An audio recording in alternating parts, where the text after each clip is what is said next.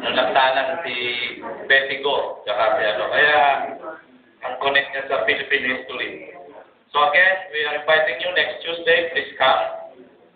For the benefit of One Vote movement, kung si Rudy walang lakad, please stay behind. Meron ng konting announcement.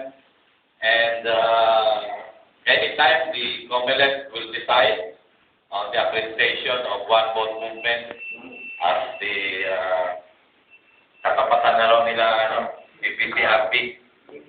Kaya lang, ang pinaka-role niya is during the voting time. During the voting time, we should have our people within the premises to guard. Kasi hindi natin alam kung paano manggulo ang mga kalaban. The thief comes to steal, to kill, and to destroy.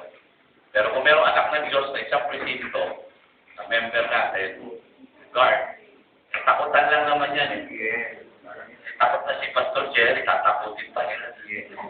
So, importante, kasi ang bantayan nila, medyo style na gagawin, dahil sa tagal, parang ATM, pag matagal na yan nag-withdraw, marami nakapila.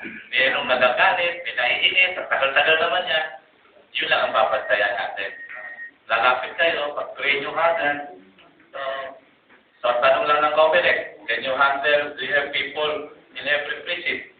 Ang sagot natin, we have church in every precinct. Tama ba? Amen. Tsaka this is the time that the church can have a community service. Parang nakilala naman yung simbahan nyo na hindi lang sa medical, dental, sa kanta, dapat nakita na nagbabantay sa election. So, this will be a good role. Tsaka first time to, automated tayo. Bilog-bilog, tama ba? Okay, so may I call the officers to join me